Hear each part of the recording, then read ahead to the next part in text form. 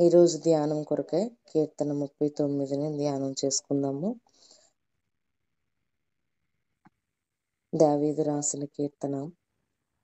ఈ కీర్తనలో భక్తుడు తన జీవితంలో చాలా మంది భక్తులు చేసే ఖచ్చితమైన నిర్ణయాలు కొన్ని ఉన్నాయి. చాలా మంది భక్తులుగా ఉండి వారు పాపమునకు దూరంగా ఉండటానికి, పాపం నిమిత్తమై ఒక నిర్ణయాన్ని తీసుకొని, ఒక తీర్మానాన్ని తీసుకొని భక్తి చేస్తూ ఉన్నారు. అలా తీర్మానం తీసుకున్న భక్తులలో యోబు కూడా ఒకడు. యోబు 31:1 చూద్దామా. యోబు తన జీవితంలో కన్నులతో నిబంధన చేసుకుంటున్నాడు. కన్యకని నేను చూడకుండా నా కన్నులతో నేను నిబంధన చేసుకుంటానని యోబు మాట్లాడుతూ ఉన్నాడు. అంటే పాపం నిమిత్తమై తన కళ్ళతో నిబంధన చేసుకుంటున్నాడు. నేను ఎటువంటి చెడ్డ క్రియలను చూడను, ఎలాంటి పాపపు దృష్టితో నేను ఎదుటివారిని చూడనని యోబు తీర్మానం తీసుకొని దేవుని ఎదుట నడుచుకుంటున్నాడు. అట్టి రీతినే ఇక్కడ నా నాలుకతో నేను పాపం చేయను అనేసి దావీదు మాట్లాడుతున్నాడు. అంటే నోటితో నిబంధన చేసుకుంటున్నాడు. ఈయన ప్రవర్తనతో నిబంధన చేసుకుంటున్నాడు. నేను ఎట్టి పరిస్థితుల్లోనూ కూడా నా నాలుకతో నేను పాపం చేయను. అట్టి రీతినే యోసేపు గారు కూడా ఆయన తన జీవితంలో ఎట్టి పరిస్థితుల్లో పాపం రాకుండా తన జీవితాన్ని పవిత్రంగా కాపాడుకున్నాడు. ఎన్ని కష్టాలు వచ్చినా, ఎన్ని బాధలు వచ్చినా ఆయన తీసుకున్న తీర్మానం ప్రకారంగా ఆ పాపంలోనికి అడుగు పెట్టకుండా తన జీవితాన్ని కాపాడుకుంటూ వచ్చాడు. ఈ భక్తులందరూ కూడా వారి జీవితాన్ని పాపం గుండా నడవకుండా ఒక గొప్ప తీర్మానాన్ని తీసుకొని వారి జీవితాన్ని నడిపించడాన్ని బట్టి వారు భక్తులుగా పిలువబడ్డారు, భక్తులుగా నడుస్తూ ఉన్నారు. అట్టి రీతినే దావీదు గారు కూడా మాట్లాడుతున్నారు. ఈ 39వ కీర్తనలో ఏమంటున్నాడంటే, నా నాలుకతో నేను పాపం చేయను, నా మార్గములను జాగ్రత్తగా చూసుకుంటాను. ఆయన నడిచే మార్గములు అంటే ఆయన మాట, ఆయన నడక, ఆయన ప్రవర్తన అంతటిని కూడా ఆయన చాలా జాగ్రత్తగా చూసుకుంటాను. నేను ఎట్టి పరిస్థితుల్లో కూడా కుడికి కానీ ఎడమ కానీ తొట్టిల్లిపోకుండా నా జీవితాన్ని నేను చూసుకుంటానని ఒక గొప్ప నిబంధనతో దేవునితో నడుస్తూ ఉన్నాడు. ఆయన నోటితో చిక్కుబడకుండా, ఆయన మాట్లాడే మాటల ద్వారా కూడా చిక్కుబడకుండా, చాలా మంది చూడండి మాట్లాడుతూ ఉంటారు, మాటలతోనే పాపంలో చిక్కుబడిపోతుంటారు చాలా మంది. ఆ మాటల ప్రవర్తన ద్వారా, ఆ మాటలు మాట్లాడుతూ కూడా పాపంలో చిక్కుబడిపోతుంటారు చాలా మంది. ఇంతవరకే మాట్లాడాలి, ఇంకా మాటలు మనం మాట్లాడకూడదు, ఈ మాటలు తగ్గించేద్దామని కూడా అనుకోరు. ఇంకా మాట్లాడుతూనే ఉంటారు. కొంతమంది ఫోన్లో మాట్లాడుతుంటారు, కొంతమంది ఎదురుగా వెళ్ళి మాట్లాడుతూ ఉంటారు. ఇలా మాట్లాడడం ద్వారా కూడా వారు పాపంలో చిక్కుబడిపోతూ ఉంటారు. కానీ భక్తుడు ఏమంటున్నాడంటే, నా నోటి ద్వారా కూడా నేను చిక్కబడకుండానట్లు నన్ను నేను కాచుకుంటాను, ఏమీ మాట్లాడకుండా మౌనంగా ఉంటాను. మౌనంగా ఉండటానికి ప్రయత్నిస్తున్నాడు భక్తుడు. చాలా మంది అవకాశం దొరికిందంటే మాట్లాడుతూనే ఉంటారు. ఇంకా ఇదే సమయం, ఈ సమయంలో మాట్లాడాలి, ఆడవాళ్ళైనా మగవాళ్ళైనా లిమిట్ లేకుండా మాట్లాడుతున్నారు. ఈ మధ్య సెల్ ఫోన్ వచ్చిన దగ్గర నుంచి కూడా లిమిట్ లేకుండా మాట్లాడుతున్నారు. ఎంత మాట్లాడుతున్నాం, ఏం మాట్లాడుతున్నాం, ఎందుకు మాట్లాడుతున్నాం అనే ఆలోచన లేకుండా ఆ మాటల ద్వారా పాపంలో చిక్కుబడిపోయిన వారు చాలామంది ఉన్నారు. చూడండి, చాలామంది సెల్ ఫోన్లో మాట్లాడి వారి వివాహ జీవితాన్ని కూడా మరిచిపోయి వేరొకరితో కాంటాక్ట్ పెట్టుకునేటంత భయంకరంగా తయారైపోయారు. ఒక చోట ఒక ఆమె వివాహం జరిగింది. ఆమె వివాహం జరిగి ఆన్లైన్లో ఎవరో కలిశారు. ఆమెకు ఆన్లైన్లో కలిసిన వ్యక్తితో ఈమె మాట్లాడడం, చాటింగ్ చేయడం మొదలుపెట్టి ఏం చేసింది, చివరికి తన భర్తను, తన పిల్లల్ని వదిలేసి ఒక 10 తులాల బంగారం పట్టుకొని ఈ ఆన్లైన్లో పరిచయం అయిన వ్యక్తి, ఎక్కడో దూరంగా ఉన్న వ్యక్తి, ఈ ప్రాంతాల నుంచి ఆ దూరంగా ఉన్న వ్యక్తిని నమ్మేసి వెళ్ళిపోయింది. 10 తులాల బంగారం కేవలం మాటల్లో పడే. ఈ మాటలు ఎంత దారుణానికి దిగజారేటట్లు చేస్తున్నాయంటే మనుషులను అసలు ఆలోచనలో పడకుండా నా జీవితం ఏంటి, నా భవిష్యత్తు ఏంటి, నా బ్రతుకేంటి, నేనున్న స్థితి ఏంటి అనే దాన్ని కూడా మరిచిపోయేటంత ఘోరంగా మాటలు మనుషులను చిక్కబెడుతూ ఉన్నాయి. ప్రజలకు దొరికేటట్లుగా నీవున్న ప్రవర్తనను జాగ్రత్తగా చూసుకోనకుండా ప్రజలకు దొరికేటంత దారుణంగా ఈ మాటలు చిక్కబెడుతూ ఉన్నాయి మనలను. ఈ మాటల్లో పడితే ఈ లోకంలో ఉన్న వారిని మర్చిపోతున్నాం, కుటుంబాన్ని మర్చిపోతున్నాం, కన్న బిడ్డలను మర్చిపోతున్నాం, మనకున్న రిలేషన్ బంధాలను కూడా మర్చిపోయి దారుణంగా ప్రవర్తించేవారిగా మారిపోతున్నారు. కనుక మాటల్లో చిక్కబడకూడదు, ఎదుటి ప్రజలకు దొరకకూడదు, నేను ప్రజలకు దొరికిపోతానేమో ఈ మాటల వలననే ఆలోచనే స్పృహ లేని స్థితిలో ఈ లోకంలో ప్రజలు బ్రతుకుతూ ఉన్నారు. అయితే దావీదు గారు ఏమంటున్నారు తెలుసా? నా నోటికి చిక్కము ఉంచుకుందును, ఈ మాటల ద్వారా నేను చిక్కబడకుండా నా నోటికి నేను చిక్కము ఉంచుకుంటాను అనేసి ఆ భక్తుడు మాట్లాడుతున్నాడు. నేనేమి మాట్లాడను, అది క్షేమం గురించైనా పలకను, ఇక ఏమి మాట్లాడనని భక్తుడు మాట్లాడుతూ ఉన్నాడు. అటు రీతినే ఆయన వాక్యం ధ్యానం చేస్తూ ఉన్నాడట. పాపంలో పడకుండా ఉండాలంటే వాక్యం ధ్యానం చేయాలి. ఈయన వాక్యం ధ్యానం చేస్తూ ఉన్నప్పుడు నా గుండెలో మంట కలుగుతూ ఉంది. ధ్యానం వలన గుండెలో మంట కలుగుతుంది. ఏమనంటే దేవుని వాక్యం చదువుతున్నాడు, మన హృదయాన్ని అది మండిస్తూ ఉంటుంది. నువ్వు ఇలా ఉండకూడదు, నువ్వు ఇలా నడవకూడదు, నువ్వు ఇలా ప్రవర్తించకూడదు, ఇలా ఆలోచించకూడదు, ఇలాంటి చోట కూర్చోకూడదు. కీర్తన 1లో ఉంటది కదా, యెహోవా ధర్మశాస్త్రము దివారాత్రము ధ్యానించుము, వాడు నీటి కాలువలు ఎవరిని నాటబడినదే ఆకు వాడక తన కాలమందు ఫలమిచ్చి చెట్టు వలె ఉంటాడని.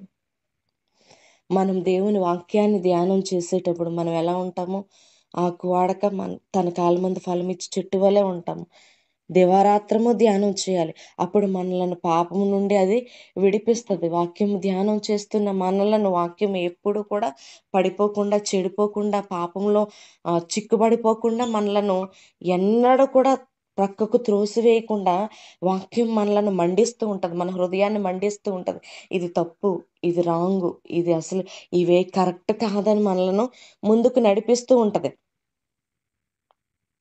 ఈ మాట నోరారా పలికి అంటే వాక్యం ధ్యానం చేసిన మనము ప్రార్థన చేస్తూ ఉంటే, దేవునిలో ధ్యానం చేస్తూ ఉంటే, వాక్యాన్ని ధ్యానం చేసి మోకరించి దేవునితో నోరారా మాట్లాడుతూ ఉన్నప్పుడు దేవుడు మన హృదయాలను తృప్తిపరచి మనం నడవాల్సిన మార్గాలను ఆయన మనకు తెలియచేస్తాడు. ఇక్కడ భక్తుడైన దావీదు కూడా అలాగనే వాక్యాన్ని ధ్యానం చేసి దేవునితో సహవాసం చేస్తూ ఆయన ప్రార్థన చేస్తున్నాడు. నా ఆయుష్కాలం ఎంతై ఉంది, దాని పరిమాణం ఎంతై ఉంది తెలియజేయం తండ్రి అని దేవునితో మాట్లాడుతున్నాడు. నా దినముల పరిమాణం అది బెత్తెడంతగా ఉంది. ఆ బెత్తెడంతగా ఉన్న ఆ దినముల పరిమాణము అతను ప్రార్థన ద్వారా తెలుసుకున్నాడు. ఈ బెత్తెడంత జీవితం ఏంటి అంటే బాల్యము, యవ్వన దశ, కౌమార్యము, వృద్ధాప్యము, ఇలాగా 4 కాలాలుగా మన జీవితం, మన ఆయుష్కాలము నిర్ణయించబడింది. అంటే బెత్తెడంతగా నిర్ణయించబడింది. ఈ ఆయుష్ కాలంలో ఆయన జీవితము ఈ కీర్తన రాసేటప్పటికి కౌమార్యంలో ఉండవచ్చు, లేక వృద్ధాప్యంలో ఉండవచ్చు. అయితే ఆయన జీవిత కాలంలో ఆయన ఈ కీర్తన రాస్తూ నా జీవితం అయిపోతుంది, నా పరిమాణం ఎంతో నాకు తెలిసే ఉంది, అది ఎంతో కాదు ఒట్టిగానే ఉంది, ఒట్టి ఊపిరి వంటిగానే ఉంది, నా ఆయుష్కాలం లేనట్టే ఉంది, అంటే ఎంతో కాలం అయిపోయింది, నా జీవితంలో చాలా సమయం అయిపోయింది అని భక్తుడు మాట్లాడుతూ ఉన్నాడు. మన జీవితంలో కూడా చాలా సమయం వృధా అయిపోయింది. ఇప్పటి వరకు చాలా కాలం గడిచిపోయింది. ఇక మీదటైనా మనం ఒక నిబంధన చేసుకుని పాపం వైపు తిరగకుండా, పాపపు మాటలు మాట్లాడకుండా, అధికమైన మాటలు మాట్లాడకుండా, మన నోటి ద్వారా మనం చిక్కబడిపోకుండా వాక్యమును ధ్యానం చేసుకుంటూ, ప్రార్థన చేసుకుంటూ, దేవునిలో నడుస్తూ మన ఆయుష్కాలం ఎంత ఉందో ఆ ఆయుష్కాలం స్థిరముగా ఉంచుకొని దేవునితో సహవాసం చేస్తూ, నువ్వు అనుకుంటున్నావా నా జీవితం ఎంతో ఉంది, నేను ఇంకా సాధించాల్సింది చాలా ఉంది, నేనేమి పెద్ద అనుభవించలేదు, నేను ఇంకా పెద్దగా ఏమీ చెయ్యలేదు అనే ఆలోచనతో నువ్వు ఉన్నావేమో. కొంతమంది చూడండి, మనుషులు అలా పరిగెడుతూనే ఉంటారు, తొందర పడుతూనే ఉంటారు, ప్రయాస పడుతూనే ఉంటారు. ఉదయం లేచింది మొదలు రాత్రి పడుకునే వరకు ఎంతో తొందరపాటు, ఎంతో ప్రయాస, ఎంతో పరుగులు. కేవలం అది దేనికంటే ఒట్టి గాలికి మాత్రమే. నిజమే ప్రియులారా, చాలా మంది గాలికి మాత్రమే ప్రయాసపడుతున్నారు. వారి ప్రయాస అంతా వ్యర్థమైపోతుంది, వారి ధనం అంతా వ్యర్థమైపోతుంది. ఆ ధనం ఎంత ప్రయాసపడినా అది చిమ్మట కొట్టిన వలె అయిపోతుంది. ఆ ధనము చిల్లు చంచులు వేసినట్లే అయిపోతుంది. ఆ ధనం వీరెంతో ప్రయాసపడుతున్నారు. తెల్లవారుజామున లేచింది మొదలు రాత్రి పడుకునే వరకు అస్సలు రెస్ట్ తీసుకోకుండా ఎంతో ప్రయాసపడి ధనాన్ని పోగేస్తూ ఉన్నారు. ఎంతో పరుగులెడుతూ ధనాన్ని పోగేస్తున్నారు. కానీ దాని విషయంలో కూడా ఎంతో మనుషులు అలసిపోతూ ఉన్నారు. గాలికి ప్రయాసపడినట్లే వీరు ధనం పోగేస్తున్నారు, అది ఎవరో అనుభవిస్తున్నారు. చూడండి, కొంతమంది ఎంతో పోగేస్తారు, కానీ అప్పుల వాళ్ళు అనుభవిస్తూ ఉంటారు. ఎంత తెచ్చినా అప్పులోళ్ళకే వెళ్ళిపోతుంది, వడ్డీలకే వెళ్ళిపోతుంది. కొంతమంది పోగేస్తూ ఉంటారు, కనీసం తినకుండా కూడా ధనాన్ని పోగేస్తూ ఉంటారు. ఒక రూపాయి తీయడానికి ఎంతో భయపడుతుంటారు. వారి ఆరోగ్యానికి ఖర్చు పెట్టుకోరు, వారి తిండికి ఖర్చు పెట్టుకోరు, వారు ఉండడానికి ఖర్చు పెట్టుకోరు, నివాసానికి ఖర్చు పెట్టుకోరు. ఇదంతా పోగేసి ఏం చేస్తారు? ఎవరో ఒకరికి ఇస్తారు. వారికి సంబంధం లేని ప్రజలకు ఇచ్చేసి ఆ ధనాన్ని ఎంతో వృధాగా జీవితకాలం అంతా గడిచిపోద్ది. కొంతమంది ఇల్లు కట్టుకోవడానికి కూడా భయపడతారు. కొంతమంది వారు అనుభవించడానికి భయపడతారు ఆ ధనాన్ని. ఏమి తినటానికి భయపడుతుంటారు. వాళ్ళు ఏం చేస్తారు? పట్టుకెళ్ళి ఎవరో ఒకరికి దారిపోస్తారు. లేదంటే ఏ దొంగోడు వచ్చి పట్టుకెళ్ళిపోతుంటాడు. అనుకోకుండా ఎవరో ఒకరు కట్టేస్తారు. వాళ్ళేమో మోసం చేసి వెళ్ళిపోతూ ఉంటారు. అంటే నువ్వు ప్రయాసపడే ప్రయాస అంతా, ఎంతో కష్టపడిందంతా ఏమవుతుంది? అది గాలికి ప్రయాసపడినట్లే అవుతుంది. అది వృధా అయిపోతుంది. నీ ధనం నువ్వు కూర్చుకుంటున్నావు, కానీ అది వృధా అయిపోతుంది, ఎవరి చేతుల్లోకో వెళ్ళిపోతుంది. ప్రభువా, నేను నీ కొరకే కనిపెట్టుకుంటున్నాను, నేను నిన్నే నమ్ముకుంటున్నానని భక్తుడు మాట్లాడుతున్నాడు. ఆయనను నమ్ముకొని ఆయన కొరకు ఎదురు చూస్తే ఆయన మనలను ఆశీర్వాదకారకులుగా ఉంచుతాడు. నువ్వు ఈ లోకంలో అధికంగా ప్రయాసపడి అలసిపోవద్దు. నువ్వెంత ప్రయాసపడాలో అంత ప్రయాసపడు. దేవునితో సహవాసం చేస్తే దేవుడు నిన్ను దీవెనకరంగా మలచటానికి ఇష్టపడుతున్నాడు. ఆయన మీద ఆధారపడితే, ఈ లోకం మీద ఆధారపడొద్దు. చాలా మంది లోకం మీద ఆధారపడతారు. వారి పనిని నమ్ముకుంటారు, వారి వృత్తిని నమ్ముకుంటారు, వారి చేతి వృత్తిని నమ్ముకుంటారు, వారు చేసే దాని మీదే ఆధారపడతారు. అమ్మ బాబోయ్, నా చేతి వృత్తి నా దేవుడు, నేను చేసే ఉద్యోగం నా దేవుడు, నేను చేసే వ్యాపారం నా దేవుడు, ఇంకా దేవునిలా కొలుస్తారు తప్ప వీళ్ళు దేవుని మీద ఆధారపడరు, లోకాన్ని విడిచిపెట్టరు. దేవుని మీద ఆధారపడుతూ, తప్పులను ఒప్పుకుంటూ, దేవుని మీద ఆధారపడుతూ దావీదు భక్తుడు ఏం చేశాడు? దేవుని మీద ఆధారపడుతూ ప్రతి క్షణం ఆయన ఆ పాపములను దేవుని ఎదుట ఒప్పుకుంటూ ముందుకు కొనసాగుతున్నాడు. ఇతరులకు అప్పగించొద్దు ప్రభువా, నేను నా పాపాలను నీ దగ్గర ఒప్పుకుంటాను. 39:10 చూద్దాం. నేను నా పాపాలను నీ ఎదుట ఒప్పుకుంటున్నాను. నీవిచ్చిన భయంకరమైన తెగులు చాలు, ఆ బలహీనతలు చాలు, నువ్వు కొట్టిన దెబ్బలు చాలు ప్రభువా. అలాగనేసి దేవుని దగ్గర ఒప్పుకుంటూ ఉన్నాడనమాట భక్తుడు. ఆయన మనం చేసిన దోషాలను బట్టి శిక్షిస్తూ ఉంటాడు. మనం చేసిన తప్పిదములను బట్టి శిక్షిస్తూ ఉంటాడు. మనం ఎక్కువగా ఎవరినైతే ప్రేమిస్తామో వారి ద్వారా కూడా దేవుడు మనలను గద్దిస్తూ ఉంటాడు, వారిని దూరం చేస్తూ ఉంటాడు. అధికంగా చాలామంది తన చాలా విషయాల్లో కొందరిని ఎక్కువగా ప్రేమిస్తూ ఉంటారు. వాళ్ళు మనకి దూరం అయిపోతుంటారు. ఎవరిని నువ్వు అధికంగా ప్రేమిస్తున్నావో, ఎవరి మీద ఎక్కువగా ఆశ పెట్టుకుంటున్నావో వారిని దేవుడు మనకి దూరం చేస్తూ ఉంటాడు. నువ్వు దేవుని ఎదుట ఒప్పుకోకపోతే, దేవుని ఎదుట నువ్వు పాపాలను ఒప్పుకొని, దేవుని ఎదుట తప్పిదములను ఒప్పుకొని, ప్రభువా, నేను చేస్తున్న ప్రతి తప్పిదమును క్షమించు నాయన, నా పాపమును క్షమించు నాయన అని నువ్వు ఒప్పుకున్న ఎడల, ఇక్కడ భక్తుడు కూడా దావీదు విషయంలో కూడా జరిగింది అదే సందర్భం. అదే, ఎంతగా అయితే ప్రేమించాడో అంతగా ఆ బిడ్డను కోల్పోయాడు. మనం కూడా చాలా సందర్భాల్లో అధికంగా ఎవరిని ప్రేమిస్తామో వారే మనకు వ్యతిరేకంగా మార్చబడతారు. వారి ద్వారానే మనం గాయపరచబడుతూ ఉంటాం. వారి ద్వారానే చాలా బాధలు అనుభవిస్తూ ఉంటాం. వారి ద్వారానే గొడవలు జరుగుతూ ఉంటాయి. వారి ద్వారానే అనేకమైన సమస్యలు మనం ఎదుర్కొనవలసి వస్తూ ఉంటుంది. కానీ దేవుడు ఏం చెప్తున్నాడు తెలుసా? నువ్వు పాపాలను ఒప్పుకో, నిన్ను ఇతరులకు అప్పగించును. చాలా సందర్భాల్లో నువ్వు పాపాన్ని ఒప్పుకోక, దాన్ని విడిచిపెట్టక ఇతరులతో కూడా నువ్వు లోకువైపోయి, ప్రజల మధ్య అవమానం పాలైపోయి, ఆ లోకం మధ్య అవమానం పాలైపోయి, నిందల పాలైపోయి, చాలా భయంకరమైన స్థితిలోనికి ప్రజలు మారిపోతూ ఉంటారు. ఎందుకంటే వారి పాపాన్ని ఒప్పుకోరు, విడిచిపెట్టరు. దేవుని నమ్ముకుంటూ ఉంటారు, కానీ దేవుళ్ళు ఎదుగుతుంటారు, ప్రార్థనకు వస్తుంటారు, భక్తి చేస్తూ ఉంటారు, బైబిల్ చదువుతుంటారు, చక్కగా పాటలు పాడుతూ ఉంటారు, కానీ వారి పాపాన్ని ఒప్పుకోరు. అసలు దేవుని దగ్గర ఒప్పుకోవటానికి ఇష్టపడరు. కానీ ఈ క్షణం దేవుడు ఏం చెప్తున్నారో తెలుసా? నువ్వు భక్తునిగా మార్చబడాలంటే భక్తులు మొదటిగా చేయాల్సిన ఒక ఖచ్చితమైన నిర్ణయం ఏంటంటే, నీలో ఉన్న పాపాలను దేవుని దగ్గర ఒప్పుకోవాలి. నువ్వు చేసిన ప్రతి చెడు క్రియను ఒప్పుకొని ఒక ఖచ్చితమైన నిర్ణయం తీసుకో. నేను ఎప్పుడు కూడా మరలా తిరిగి వాటి వైపు చూడను ప్రభువా, ఆ పాపం వైపు చూడను, పాపపు క్రియలు చేయను, ఆ చెడు విషయాల వైపు నేను మరలా తిరిగి వెళ్ళను, అవి నాకు వద్దు, నేను విడిచిపెట్టేస్తున్నానని మరలా వెనకకు చూడకుండా దేవుని వైపు నువ్వు తిరుగుతూ, ఆయన వైపు నువ్వు ఉంటూ, ప్రార్థన చేస్తూ, వాక్య ధ్యానం చేస్తూ, ఇక్కడ భక్తుడు ఏమంటున్నాడు? నేను ప్రార్థన చేస్తాను, నేను దేవునికి మొర్ర పెడుతున్నాను, నా ప్రార్థనను ఆలకించు, నా కన్నీటికి నువ్వు చెవియొగ్గు, నా కన్నీటిని నువ్వు విను ప్రభువా, నీ పాదాల దగ్గర నేను ఉంటున్నానని దేవుని పాదాల దగ్గర ఒప్పుకుంటున్నాడు భక్తుడు. దేవుని పాదాల దగ్గర మొరపెడుతున్నాడు. మా పితరులు పరవాసులైరి అంటే భక్తులందరూ కూడా మేము పరదేశులమని ఒప్పుకుంటున్నారు.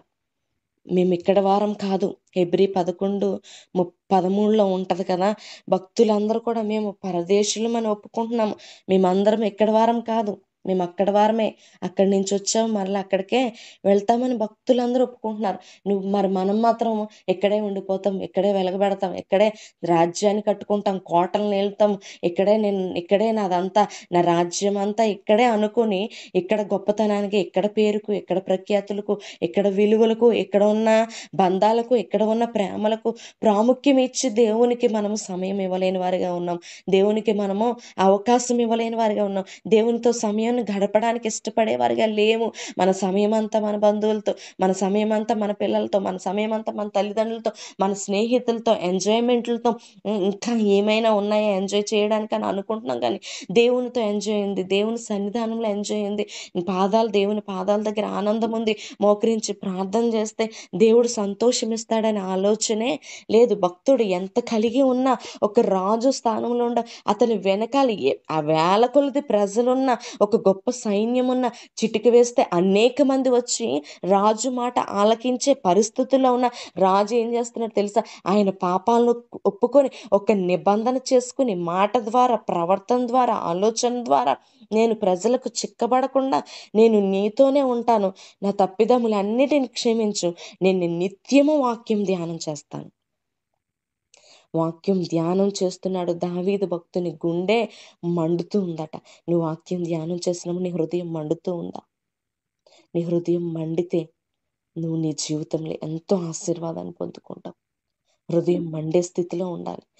దేవుని వాక్యాన్ని ధ్యానం చేస్తున్నావు, నీ హృదయం ఆనందంతో గంతులు వేయాలి. మోకరించి ప్రార్థన చేస్తున్నప్పుడు ఆనందంతో గంతులు వేయాలి. నేను ఈ లోకంలో ఎన్ని చోట్ల తిరిగినా, ఎంత మందితో కలిసి ఉన్నా, నా హృదయం ఎప్పుడు దేవుని పాదాల దగ్గర ఉన్నప్పుడు మాత్రమే సంతోషాన్ని అనుభవిస్తుంది. నిజంగా నేను అనుకుంటాను, మోకరించి ప్రార్థన చేసినప్పుడు, వాక్యం చదువుతూ ఉన్నప్పుడు నా హృదయంలో వచ్చిన ఆనందం అంతా ఇంత కాదు. నేను ఎంత సంతోషపడతానంటే, ఈ ప్రపంచంలో ఒక గొప్ప ప్రాంతాలు తిరిగిన, ఎంత డబ్బు ఖర్చు పెట్టి ఎన్ని ప్రాంతాలు తిరుగు, పెద్ద పెద్ద హోటల్స్కి వెళ్ళి చక్కని ఫుడ్ తిను, ఎంత ఖర్చు పెట్టి ఏం చేసినా సరే ఆనందం ఉండదు. కానీ దేవుని సన్నిధానంలో మోకరించి ప్రార్థన చేసేటప్పుడు వచ్చే ఆనందం ఎంత గొప్ప ఆనందం అంటే, హృదయం ఉప్పొంగే ఆనందం. అది నేను అనుభవించాను, నేను ఎంతో సంతోషించాను. దావీదు భక్తుడు అనుభవించాడు, అందుకే ఆయన కీర్తనలో పొందుపరిచి రాసి ఉంచాడు. అందుకే మనం కూడా ఇప్పుడు ధ్యానం చేస్తున్నాం. మన హృదయంలో ఎప్పుడు రావాలి? ఆనందం రావాలి. నాకు సంతోషం కలుగునిమ్ము. 13వ వచనంలో మాట్లాడుతున్నాడు దావీదు భక్తుడు, నాకు సంతోషం కలుగునిమ్ము, నేను తెప్పరిల్లునట్లు నన్ను కోపంతో చూడకము, అంటే నాకు సంతోషం కలుగునిమ్ము అని భక్తుడు మాట్లాడుతున్నాడు. నీకు సంతోషం కలగాలని ఉందా?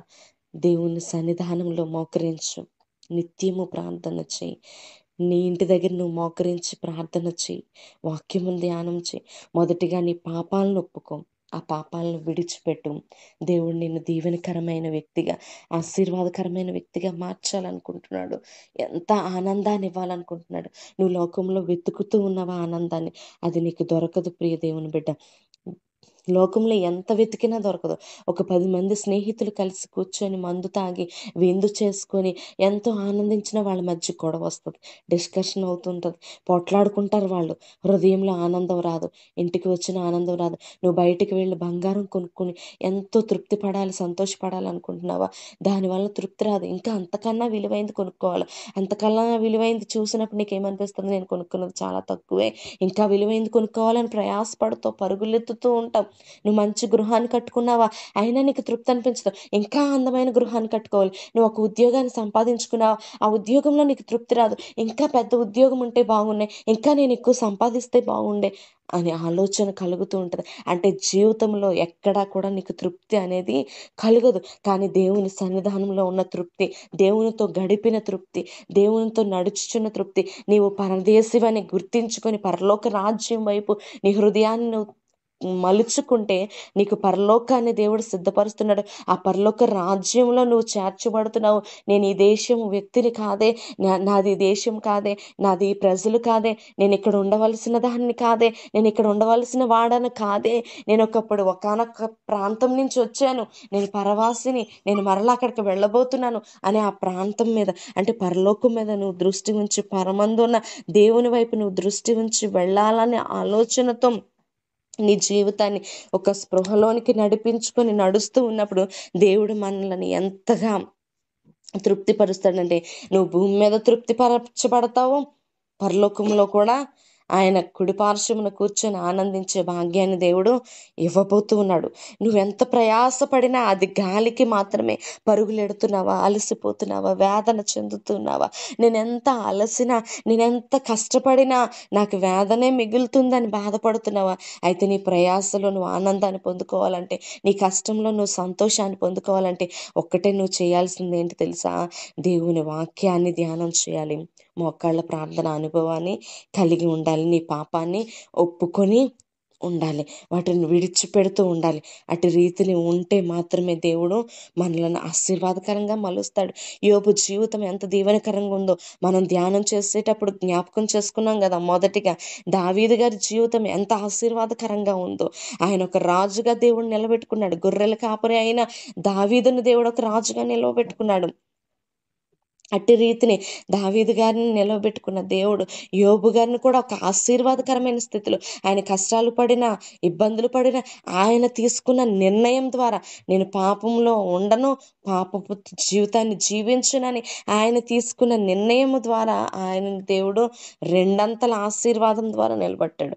అలాగనే యోసేపు గారిని కూడా ఆయన జీవితం ఎంతో ఆశీర్వాదకరమైన జీవితంగా, ఎన్ని కష్టాలు అనుభవించినా, ఎన్ని బాధలు అనుభవించినా ఆయన ఎన్నడూ కూడా పాపం తన శరీరాన్ని అంటకుండా తన జీవితాన్ని కాపాడుకున్నాడు.